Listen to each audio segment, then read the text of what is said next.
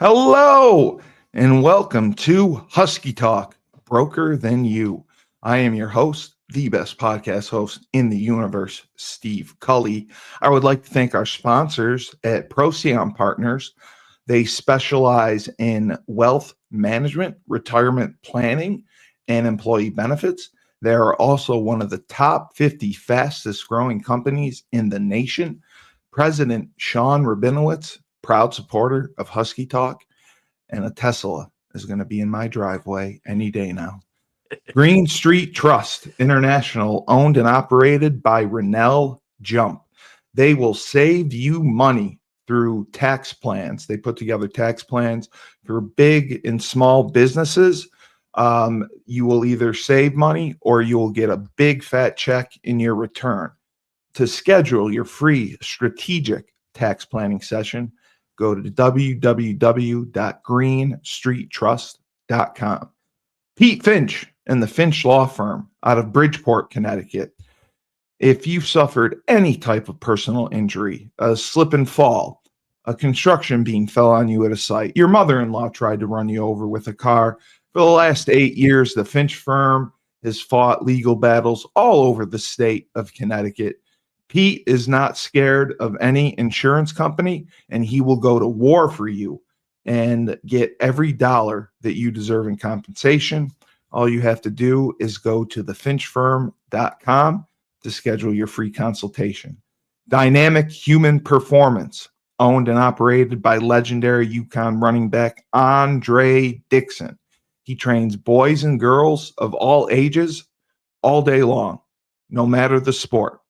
Andre has just introduced a new athletic development program where he will work with you from the ground up and train you in whatever sport you want to specialize in.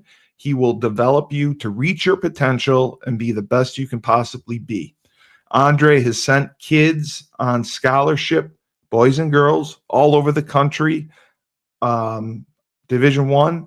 And if you want to work with the best, he's in Hartford, Connecticut, 5,000 square foot facility, state of the art. Go to dynamichumanperformance.com and sign up with him. Down south, we have Julius Williams, UConn defensive lineman, played several years in the NFL. He runs the Trench Mob. They have the best offensive and defensive linemen in high school that I have ever seen.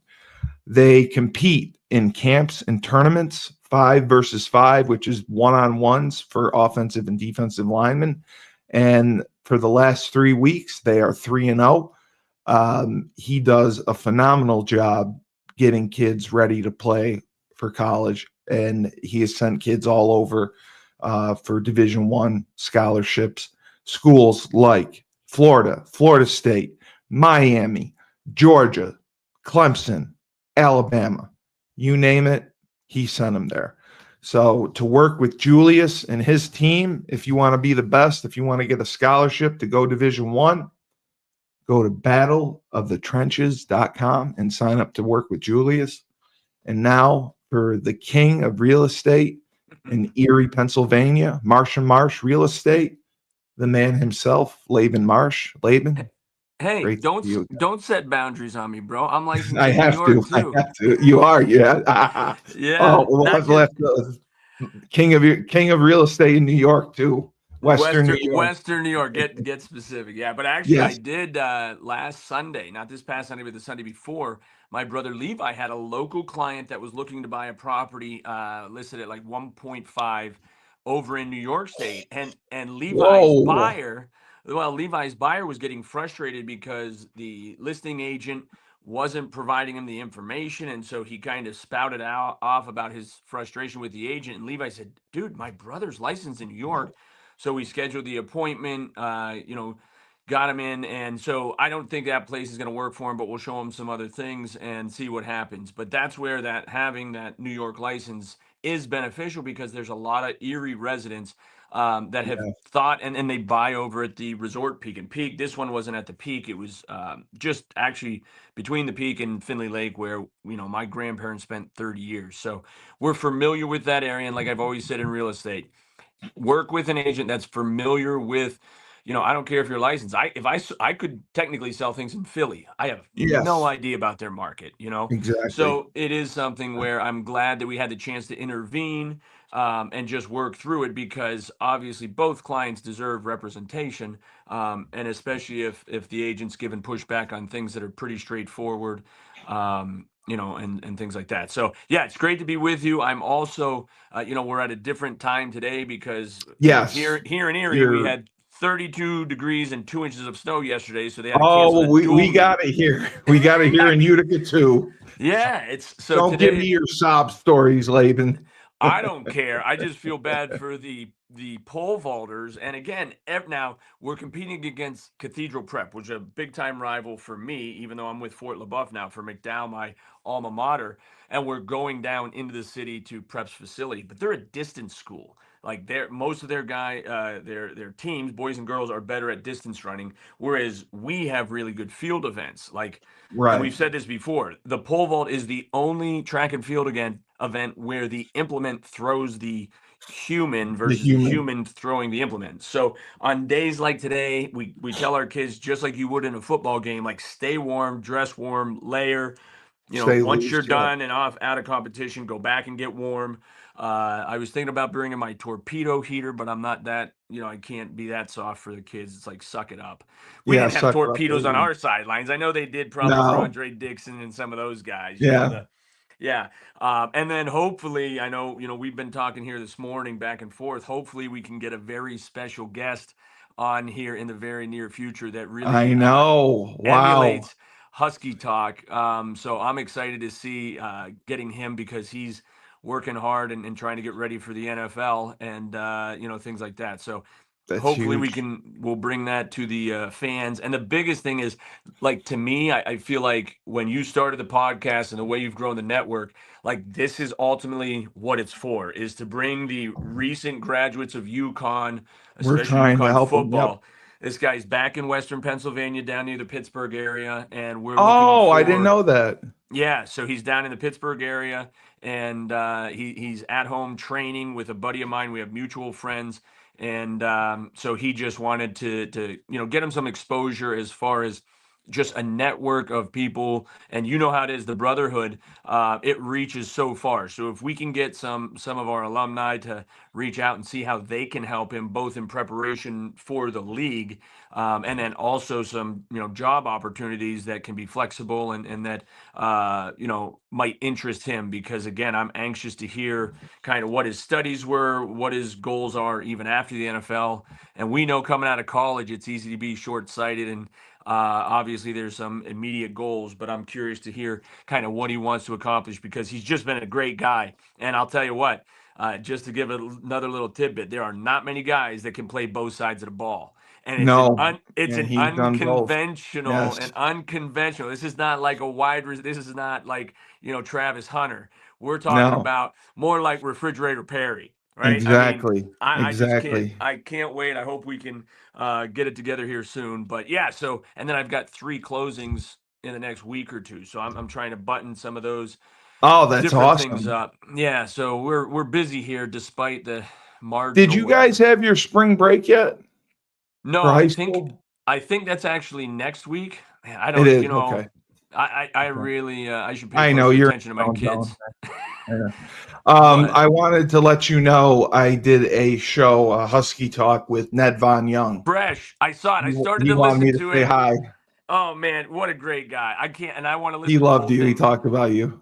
He's outstanding. I mean, these are the type of guys that, again, I'm so thrilled that your network is bringing together to hear the stories, to show the support, and yeah, so I'm excited to listen to that. But Well, Ned he Von he Young, does real fresh. estate. That's why I wanted to have you talk with him. I didn't know he did real estate Listen, and dude, businesses. everybody does some real estate. Yeah, You know what I I mean? know. It's Yes, like, and yes. and I that's what I love, is that you don't have to be a big time investor with 150 doors. Like, I talked to a guy, I approached him because he had a duplex on Marsh Street. And again, they'll never name a street after me, so I'm trying to buy. Luckily, it's a short street. There's only about 12 homes on the street, and I own 2 of them. But I went up to this guy that was mowing his lawn in the duplex, and I said, "Hey, would you ever consider selling this?" And he's like, "Honestly, I own my personal residence. I have 2 duplexes that I own for retirement and just passive income. He's like, I'm really not a big investor. I don't want to buy anymore, but I also am not interested in selling right now.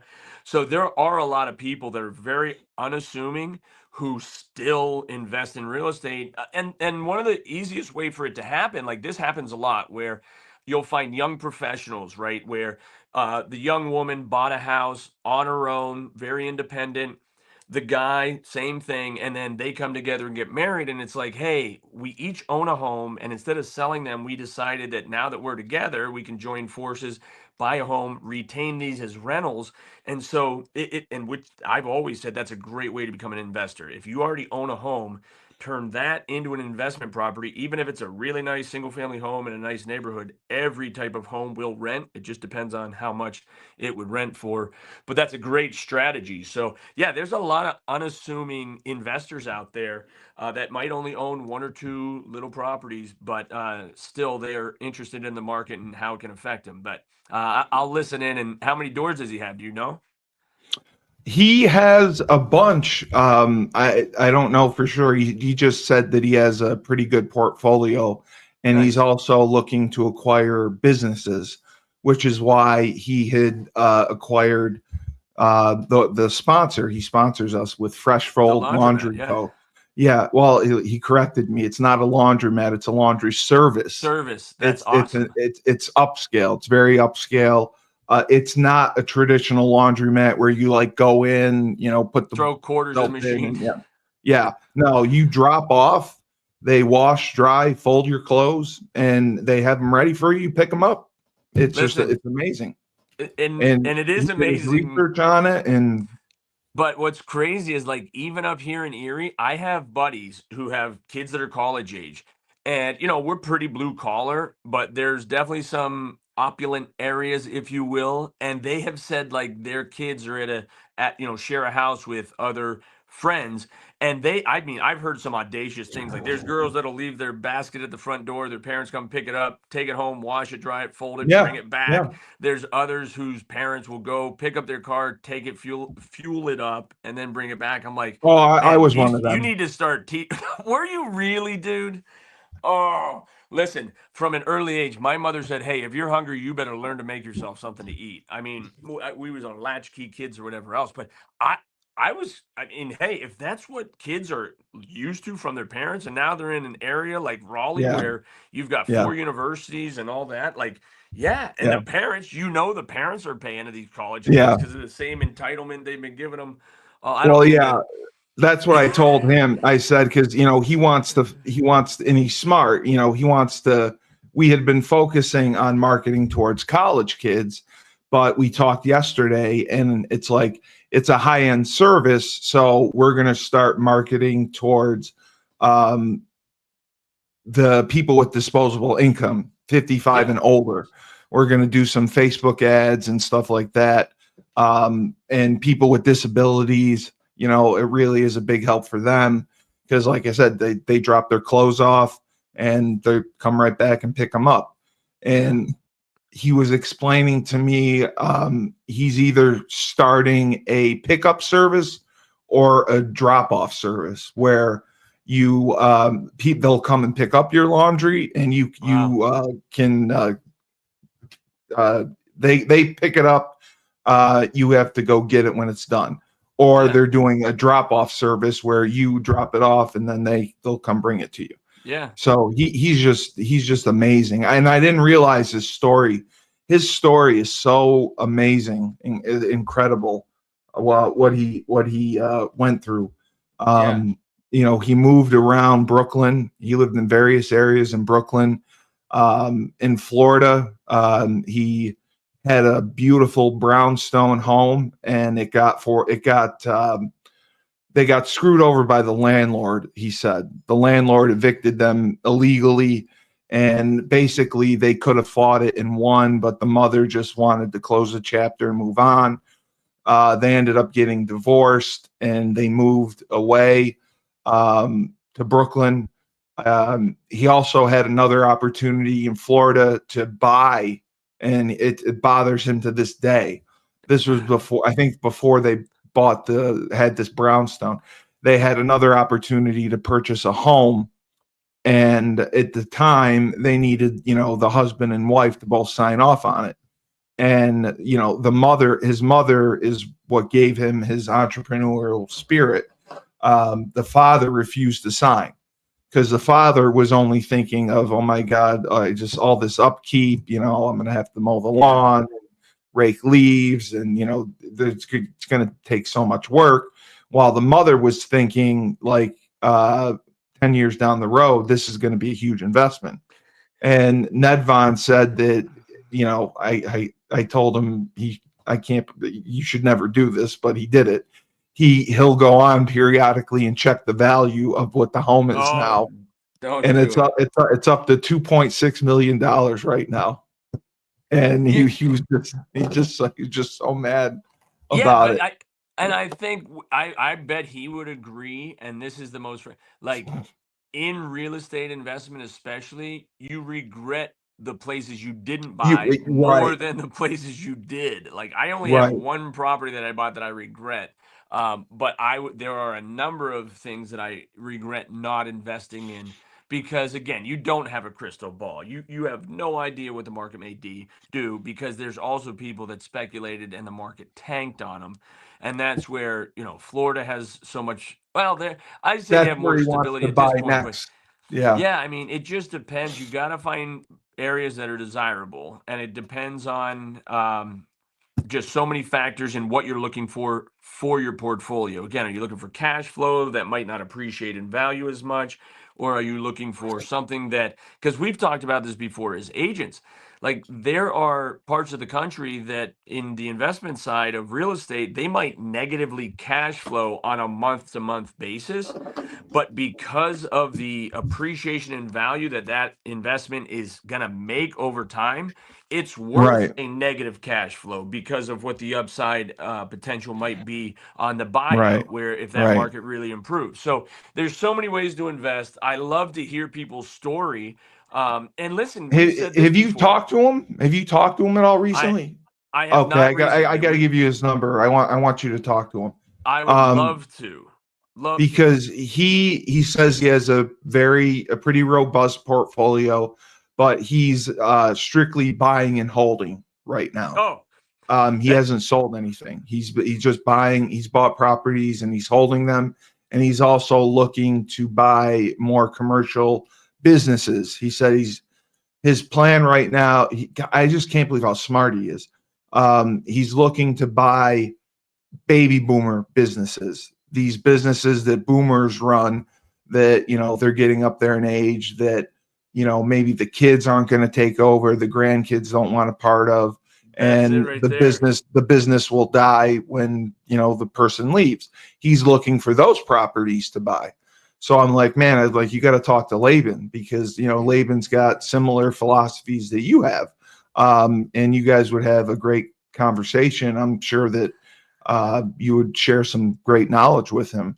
So I'll definitely give you his number. And he loved that I mentioned you. And did he run indoor track with you? Because he said he ran track. And he swam, which I couldn't believe. Yeah, I can't recall. And I think he was a walk-on. Yeah, but I think he's younger than I am. I graduated high school in 97, but I feel like he was a year or two younger. Do you remember? I think no, he was your year. Yeah, he was 97. Are you sure? I don't think he didn't walk on in 97 though. He did walk on, but he wasn't he was not a recruited or preferred walk on.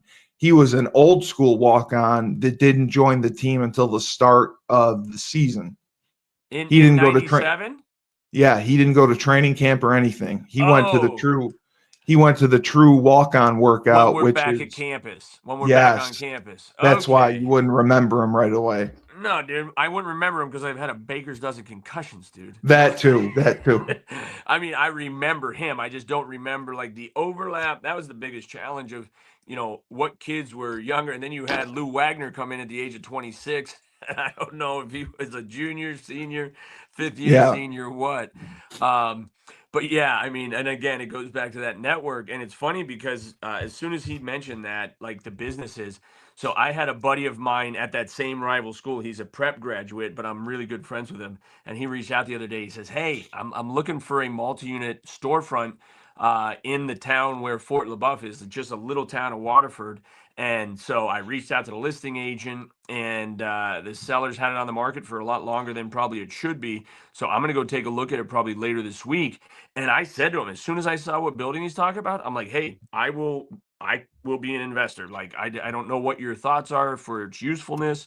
And there's times where it's like, hey, wait, maybe whether we create a new entity, buy the building under that, have the business that his brother wants to run out of the Yeah, storefront, because there's some residential exactly. rentals above that. So I like the multi-use facilities, where they have residential and business together, whether it's a coffee shop. I mean, it's a quaint little town, and really good people, and they're loyal to the businesses. So that's where, when he mentioned it, it's like, I haven't looked at purchasing anything recently, but with selling things, I do want to, supplement that revenue. And so I'm going to, look into that. And honestly, it's the sort of thing where when I look at it, I've said this to clients before. It's like, hey, if you're interested, I'll write the offer for you. But if you're not interested in pursuing it, like, I'm gonna probably do that. I'm gonna pursue it, Well, and yeah, because and a exactly. lot of times the buyer says, "Well, if you'd be willing to buy it, then maybe it is worth me buying it." And it's like, well, I'd sell it to you first because you're the one that introduced it to me to show it to you. But yeah, if you're not gonna move forward, this could work for my portfolio. And knowing that Exactly. I'm grew up in Corey, live in Summit Township now. If I can own some downtown real estate, and of course, I wouldn't ask my brother Levi because he's got a different portfolio there. But like Lucas and I, same thing. Like, we've got some room to add to the portfolio, and so I typically will present it to Lucas. Say, hey, do we want to buy it as Marsh Brothers? If he's not interested, then Meg and I have an entity that we Right. can use to buy things ourselves too. So I think always being ready to buy is Yeah, yeah. vitally important. It just has felt here in our local area. Um, it just hasn't been the right time to buy because the values have just been going up and up the It's last two skyrocketing. and a Yeah. half years, that it's got a plateau, but without a crystal ball, it's hard to say, when it's a good time to buy. So And that's why I want you to talk to Ned Vaughn. I want you to talk to Razul because I yeah, think you can he provide reached. them with advice. He just, I mean, he's starting this company, and he's got some properties that he's interested in. He's also looking at a property, another house of changes that he wants Yes. to do. So, with your experience, I think you could really help him out. Yeah, he left me a message, and I haven't had a chance to give him a buzz. Yeah. I make that mistake where it's like, if I think I'm going to have Because an you hour text. I long know you text. conversation, Yeah, you yeah. want to have time. I know. Well, and listen, one of my very first property managers started a podcast just a few weeks ago, because I was on it on Monday. Bro, we sat before it was a 10 o'clock appointment. It's like, and we always like to keep it to 45 minutes to an hour on anything. And we talked before he even hit record for about 2 hours, just catching up on things. And I had to get to track practice, and it's like, all right, well, we're starting at about noon. It went till 2:34 is when I saw. So I mean, and he posted it with 2.5 hours. My mom's like, "Hey, you did great. I listened to it." I'm like, "Did you listen to the whole thing?" She's like, "Yeah, it didn't seem like that long." I'm like, "Well, if you drive to Pittsburgh, you can listen to the whole thing." And Yeah, it was very yeah. engaging. It was a lot of fun. But I was episode 15, and he's doing it like every day. So he's a lot like you. And Oh, he does every how day. Wow, that's great. yeah, and he even said he's scheduled like through the middle of May, and his significant other, they're business partners, and so she really is good and a C personality to help schedule things for him, and then he has a great personality to be Oh, able and to that's delve what he into those wanted to learn questions. about. Razul wanted to learn about the personality thing. I know Yeah, that and that's too. where I would love to do something, because we talked about that and how important DISC profiling Yes. is. The Carl Jung's wheel color matrix, I should say, and then the The Eisenhower matrix Eisenhower of thing. Yeah. So you combine all those three, and it should create some personal accountability for the individual, but then also be more aware of both the people they're selling to, the people they're trying to get support. You know what I mean? All that. It just helps to understand, and then more better to cater to the marketing side. And it sounds like you and Nedvon and Fresh have that, you're starting to do that with demographics because, we say that all the time when we're showing homes. If the person who makes the decision isn't there, you're wasting a lot of time. You know what I Yeah, mean? Whether it's completely. negotiations or decisions like that, you have to get, and it's good to ask, like, hey, are you the decision maker? Or is there anybody else you're going to need to talk to? Because one of the listings that's under contract now, the buyer's agent was like, oh, they really like it. They really like it. They're probably going to make an offer. And then the next text was, they want to take their parents through. And I'm Uh, I like, just wasted. Yeah. but I'm good with parents going through if Yeah. they're going through to just give their opinion, but they crush it. And even most of the time, the parents haven't purchased a home in 20 years. And so when they hear these prices, they think it's the same old story. So there are just those types of nuances and not essentially red flags, indicators. And I guess the biggest thing is ask more questions, get deeper into what you're trying to find out, and then if you find there's resistance or hesitation with the answers, are they not knowledgeable, or are they not allowed to say anything disclosure wise, different things like that. So yeah, real Well, estate that's involves all of that. the one question that we got several times. People are concerned about the tariffs, and they want to know if the tariffs are going to affect the real estate market. Yeah, I mean, everything affects the real estate market, but in regards to the tariffs, from what I'm seeing happening, tariffs are, again, it's something to get people to the negotiation table, right? I Yeah, mean, exactly. and there are certain deals, like I'll tell you a great example of, like, not tariffs per se, but having to renegotiate deals. Like, we had a radio tower on our 52-acre parcel that we owned a few years back. And when we purchased the property, the owners, who are an older couple, I don't know if it was into an estate yet, but they weren't really on top of business and things like that. And they had just signed a 15-year lease for this radio tower to be on their land for like $250 a month. Now, fair market value is closer to like $1,500 a month. $250 a Yeah, month. but because they signed that agreement, I could take up a we collection and get 250 a Oh, month. and that was the thing. Like, when they didn't know what it was worth, they didn't seek advice from an attorney or a broker or anything else. So, like, in that regard, I think of it very much the same. Like, whatever our tariffs have been in receipt from China, from Canada, anywhere else, it when you look at some of it, they're like 230%, and we're worried about 25. It's like, hey, either you guys aren't real good at math, or I'm not sure how better explain. And again, even when Trump held up that board and showed what we're charging versus what we're being charged, if Yeah. there's not reciprocity, it's just like negotiating in business. Like, hey, listen, this home is only worth 200,000, but if you don't pay 275 for it, we're just not going to let it go. It's like, I'm sorry, what? But these are the types of things that we're finding when they're digging into, whether it's the contracts, the lease agreements of these federal buildings. I mean, like, I say this all the time because as small business owners, we have to pay attention to our numbers. I'm looking at my bank accounts on all of my entities 2-3 times a week, Yeah. understanding, projecting what my budget is for the following month, my revenue is like You it. have to.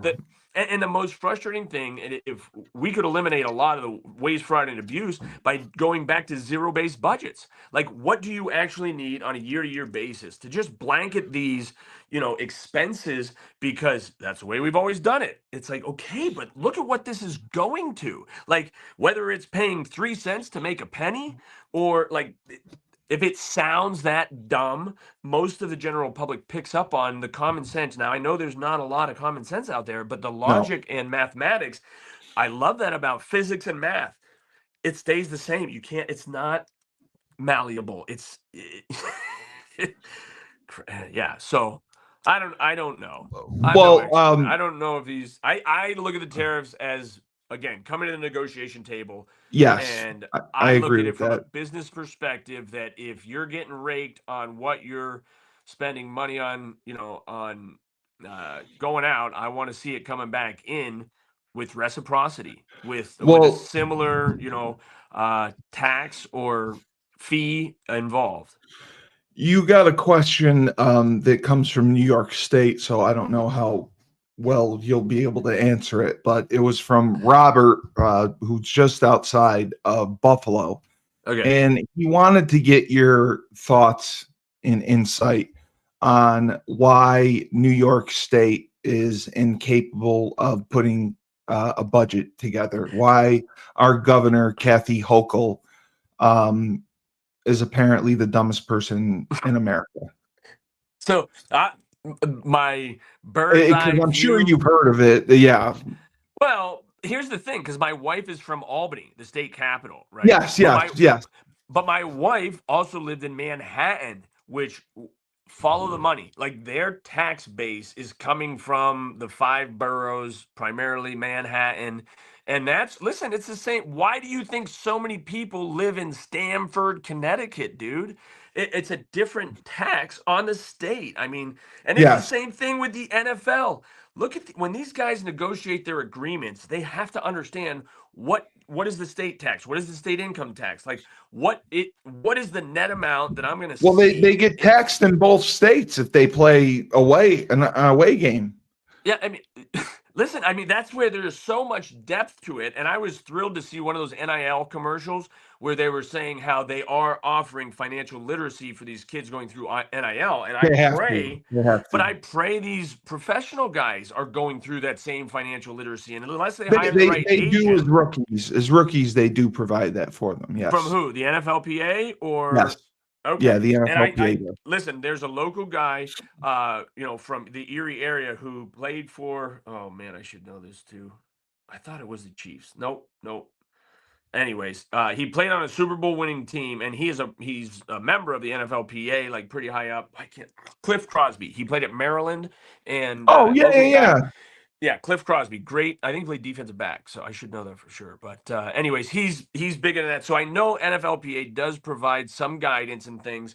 Um, but yeah, I mean, we can't speak to the rest of society and things. But I don't know enough about New York State. But from my understanding, and it's the true even in Pennsylvania, like we've said a lot that Erie gets neglected because we're not Philadelphia or Pittsburgh.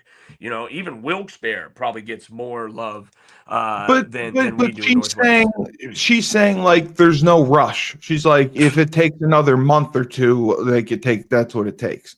Like why can't this woman Dude, it's just got put a budget together? Like it. Yeah, and you could put the budget together. I most business owners could put the budget together because again they have to and they have to be willing to make changes. And I think that is the challenge is that so many departments are saying nope, we need to have this because this is what we had last year. And it goes back to like okay, and I serve on the sewer authority, so we watch this and I'm on the finance committee.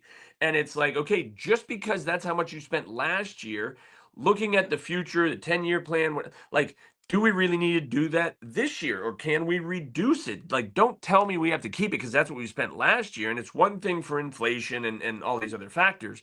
But yeah, I think if you go back to that zero-based budget and now people would say, well, that's going to take more time. Well, no, it's not. It's going to just require, better preparation. You know what I mean? And it's like, hey, if you don't prepare to plan, if you don't plan to prepare to plan, or plan to fail, something like that.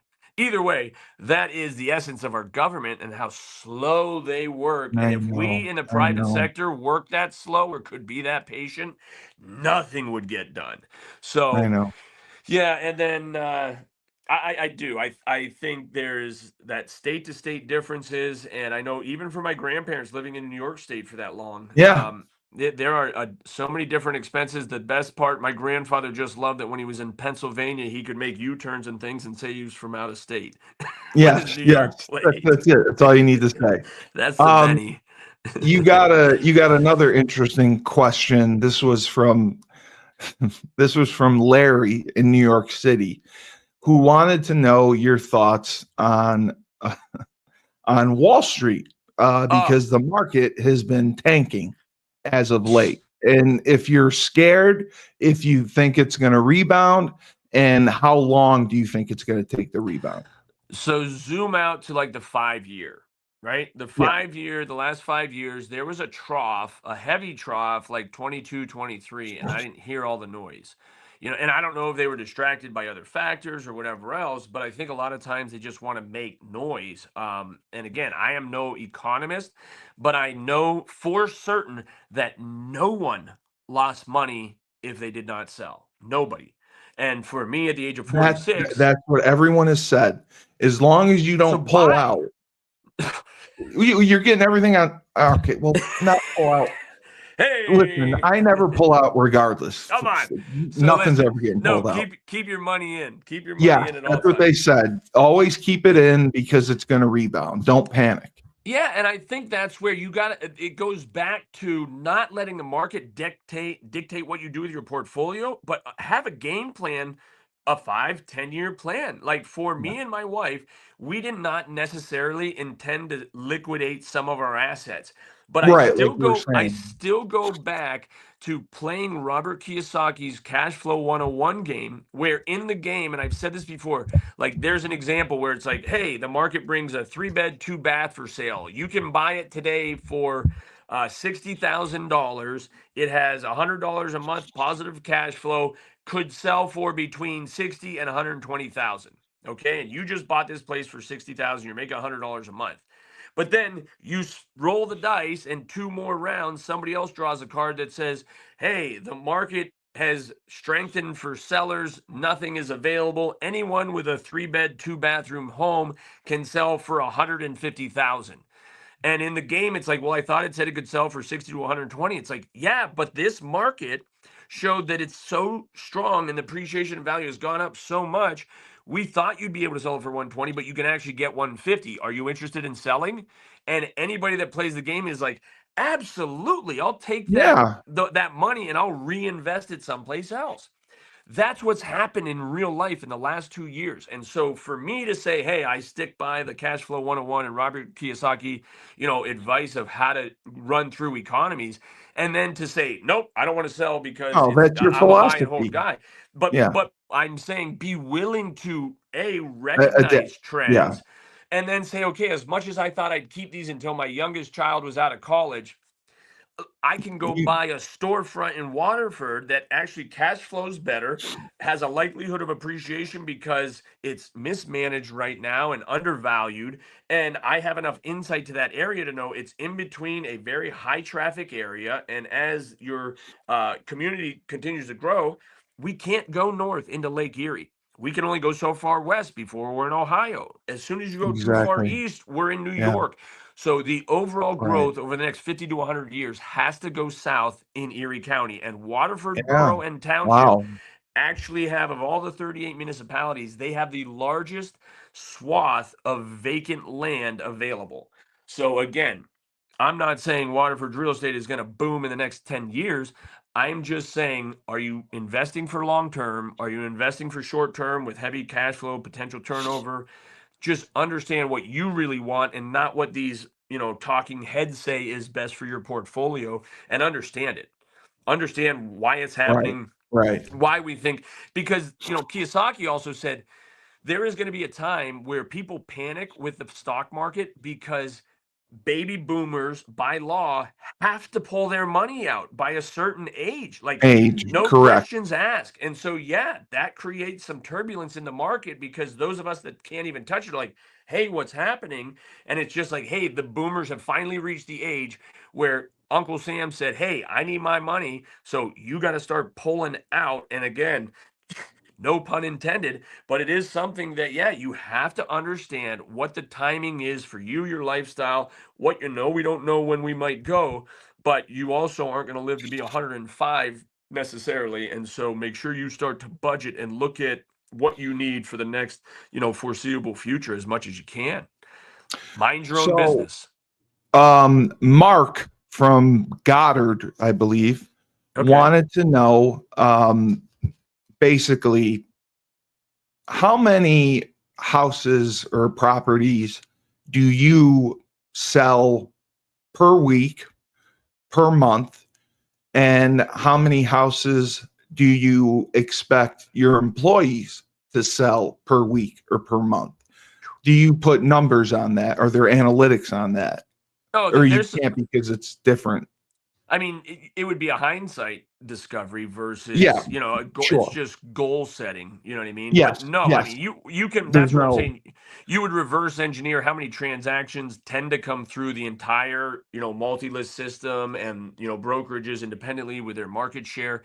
And then you break it down to our own brokerage, how many units most people are selling. I mean, I would say there was a time when my mom was closing out anywhere from 70 to 90 units annually, and it is now down to in the 40s, 45. So if you broke okay, that out, for it's 12 she's months. not Okay. quite one a week, but she's at least one every other week. And I think, Right. again, depending on, you can always backtrack that because we're And that's we're got to be percentages. considered good, right? I think so, yeah. I mean, it just Yeah. depends on, that's got good as a relative term, but I Well, think, depending on the money, and I get and that. I think that's where, though, my mother has always done a really good job and been willing to work with any price point, but she's really focused on, the upper end of the market, Yes. because she is such a hard worker, not because she rubs elbows with them, at these different clubs. It's because she's one of the hardest working women in the business, hands down. So, I mean, obviously, it's good to set goals. The other thing I would tell you, like in Erie's market, we have a bell curve where your January through December, it's a complete bell curve because it is so busy in those summer months. So, in January, February, the first quarter, you might sell 2, 3 homes that month, and then in, June, July, August, you're closing 8 to 12. So it and there again goes into planning. Like my father always said, for our brokerage, we should just plan on 10 months of revenue. You got Right. 12 months of expenses, but if you bank on 10 months of revenue, those last 2 months can be gravy or profit or however you look at it. So But that when comes you down to bring budgeting. on a newer agent, you don't particularly set like an expectation like, hey, we want you to Quota. sell five properties a month or And, anything like that. in sports, like we want to add a little pressure, potential incentive. This is Yeah, the of type course. this is the type of business, in my opinion, where you if You you can't if you press. try too hard, yeah, you're gonna lose deals, in fact, because people then think like, are you just trying to make money, or are you trying to take care of me in this You're process? pressing, Because right? it's so much of a delayed gratification business where and listen, there's some, like I've told you before, I'm a sniper. Like I will show you 1 or 2 homes and we'll write an offer and I'll get the deal done. There's Yes. other times, whether it's the personality or just their comfort level, like they need to look at a dozen homes. Now, if I sense that early on, I might recommend they work with another one of our agents or something, just because you can just kind of get a sense. And a lot of times we try to find that out in the buyer consultation, like how much hand holding do they need? What is their personality? Are they looking to, and I tell people all the time, I'm a buyer, not a shopper. Like I don't, I hate going shopping with my mother, wife, or daughter because they like to shop. I'm a buyer. I know what I'm looking for. When I find it, if it resembles what I'm looking for, I just buy it. I rarely even, I mean, I like to negotiate, but retail wise, I just buy it. I don't care if it's on sale or not. It's what I was looking for. Let's go. So, do you have a buyer or do you have a shopper? And again, you're going to treat those two very different. And the shopper, it's kind of like in Eisenhower's Matrix, like urgency and importance. Obviously, they're very important because they're clients, but their urgency reflects my urgency. Because if you need to really find something, I'll show you 3, 4 homes a day. But if you're saying, we'd like to get into something by the time the school year starts in fall, it's like, all right, I recognize and it's okay to vocalize it. It sounds like you're not really ready yet. I'll start sending you, properties. I don't mind showing you a few things, but my expectations are that when I show you, you're not going to necessarily make an offer.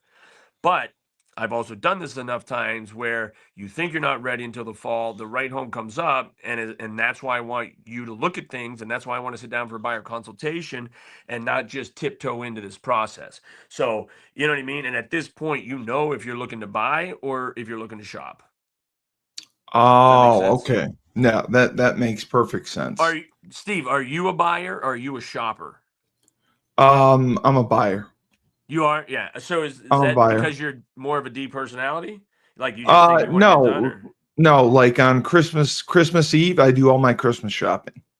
I dude, just, I, I that just doesn't make buy. you a that doesn't make you a buyer. That makes you a procrastinator. No, that makes me a buyer because I just look and I don't even know who the gift's for.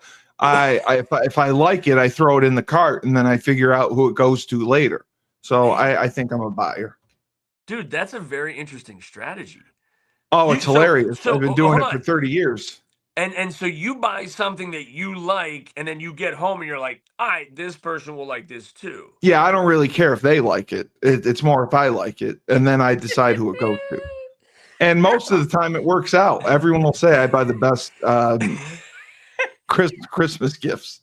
So yeah, there's I think hey, that's right. and you have a strategy, you have a system, and it's worked for 30 years. Why change it? And my friends used to always come with me because they'd get a kick out of it. They'd laugh their ass off because I would shop for my entire family, which was about 25 people, aunts, uncles, cousins. Everyone got something. I had a friend who would manage my budget, and my budget was always just a wad of cash. I would give him my wad of cash. There'd be like $800 in cash, and he would try to keep me on budget because sometimes I'd go over on like a favorite aunt or a favorite uncle. Oh I yeah. try to get them something better, and he's like, "Nope, you can't do this. You can't go. You're going to go over budget. We got to stay at this," and it drive me Dude, nuts. that's But yeah, awesome. I was great at that. Hey, But I I can't go tell you how ahead. glad I am that I asked that question. That really made Oh, my it's the greatest thing afternoon. I ever. mean, oh, it's awesome. I will see if I can find the picture of when my friend and I went Christmas shopping at I always would go to Walmart, and he took a picture. We got a picture taken of the cart, and one of the greatest gifts that was there was a beanbag chair. It was a camo beanbag chair, and he absolutely loved it. Hey, So he took a picture of it. so listen, and I love giving gifts. And I'm going to tell you something, and Oh, it we'll doesn't. see we'll see if my brother Lamech watches this show in time. I just texted him today. I said, hey, I found that your gift was delivered today. I want you to. I said, if I give it to you, will you promise me you'll wear it for your sermon on Easter morning? And he's like, Oh, dude, there's no way. no. No way. And he says, I can't wear a Paige Becker's tie on Easter Sunday. Oh, But what? that's But what I was going to talk to you about next. But yeah. Oh, but wait, the T-shirt that I got him, it's awesome. I've seen, of course, Facebook somehow finds you, but it's like a silhouette of Jesus with his long hair, and then up top it says YOLO, right? And then on the bottom it says JKLOLBRB, meaning you only live once. And he says, just kidding, be right back because the Lord will return, my man. And He we will. don't know when it He- is. It'll be like a thief in the night. But I'm like, dude, that's a great Easter shirt. YOLO, just kidding. LOL, be right back. Like, it's amazing. So No, I love it. we'll see if Lamech is willing to wear it at his I would say more conservative Alliance Church, Girard Alliance Church. He does a great Easter sermon. So if you can So get there Sunday morning, we'll see if he wears the shirt. I did want to get your thoughts on the Yukon National Championship. Yeah, and I The- actually the- so how about what do you think like the rumors that Paige might not commit to the WNBA because of some no, of their negotiations? she already announced Okay, she's good. going. She's going. Some She's gone. conspiracy theories. Like I love seeing the video from in high school where again the visualization, the goal setting, write them down because she said I want to win the national championship by my senior year. Oh I think yeah. it's just or like the who was it KK who was the somebody showed a picture of when one of the girls was 10 years old with a Yukon logo up on the wall and you know she was it I can't remember. Kiki, maybe? No, who was it? KK Arnold. KK Arnold. That's who it was. We have a Kiki at Fort LaBeouf. But yeah, KK Arnold. Again, manifest that stuff, right? You can't just hang the logo on your wall. Well, I want to see the picture of her working in the gym when no one else is watching. Like that's what makes the difference. You gotta, you know, you can hang it on your wall, but you better put that work in. You know what I mean? And clearly they all did. I think that's where I also talked about that the other day. Like what made UConn athletics so great. Like, it was awesome to see Ashley Battle, who was Meg's roommate in 2002 when they won the national title. Like, all of those girls going back just like we do for the bowl games and stuff like that. But it, it is so fortunate for these kids to be involved with that brotherhood or that sisterhood. And again, because I've been wearing UConn gear all week, and people are looking at me like, dude, look at this fanboy over here. And I'm like, bro, I'm Well, alumni. I know these people. it's been 10 years, man. It's It been is. nearly 10 years since they won a national championship. I That's why could this not was such believe a that. big deal. Yeah. I could not believe that. And I thought the coolest thing was that of both the men's and women's bracket, UConn women were the only one not ranked number one. They were the Everybody else, only it was the number number 2 one seed. team. The only number Yes, they 2 were. seed in this year's Final Four for both men and women. So again, Oh, I anybody that found went the to picture. UConn knew to do this and knew that they could do this. And I mean, it's just amazing. Again, like the fact that Paige gives Andrea Hootie so much credit for her recovery and coming back. And the first time Mackenzie met Andrea Hootie, she says, "Are you built like your mom or your dad?" And Right. thankfully, Kenzie's built like her mother. But it's like, that's Andrea Hootie. Like, I wish my kids had the chance to do one workout with it. What do you got here? Oh That's the my goodness. picture of my Christmas shopping. Christmas That's Eve. great. Can Oh, you see that's it? awesome. Yeah, that's great. It's That the is greatest ever. awesome. That's It's a greater. outstanding. Yes, Yeah. this was the Yardmaster 2000. Oh my Um, goodness. this is my friend, the beanbag right there. Aaron is he was in charge of the budget. He would never let me go over budget. That's So, great. You need and it was friends all like done at that, midnight. dude. Yeah, you need Yeah, friends like that. That's yeah, outstanding. I'm gonna yeah. have to send you the picture I have with our soon to be future guest, because actually, speaking of Mackenzie and I going up to UConn, it was November 11th of 22, and we got to see I saw the Gino. picture. Yeah, Yeah, Gino and opening Paige night. walked by. And then Saturday we went to the game against Liberty, and it was a beautiful day. So I got a picture on the field with Jelani. I just mentioned his name. We're not gonna. All right, scratch Well, that. no, We'll still figure I'm out who good. it is. I'm good for tonight. I'm good. All I right. just got So hopefully clar- he can join us. But yeah, so Kenzie even got to meet him, our guest for this evening or someday soon. But yeah, it's amazing to be a part of UConn athletics. And again, I as a fan, it means so much more to have been on campus, to have been coached by some of the people that are still there. And I wish they actually, UConn track hosts the outdoor Big East track and field meet. I think it's May 22nd, but it happens to be, might be the 15th, but it's the same day that we have our District 10 meet. So unfortunately, I'm not going to go up to UConn in May for that Big East finals, but a lot of our alumni are going to be up there. So again, it's like we're 20, Well, 30 years out and we're still keeping tabs on the university. It's a lot of fun when there's the only success. thing that bothered me, we did our Husky hoop show before Yeah. this, Oh, that's right. our final one. Maria went over the payments that the conferences receive for the Oh. tournament. Yeah.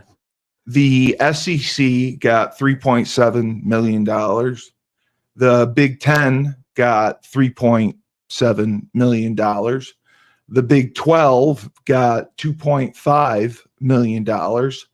The ACC got $2 million. The Big East, $650,000.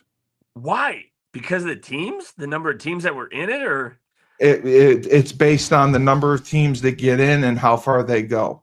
So I'm thinking to myself, they only got Paige made that in her NIL.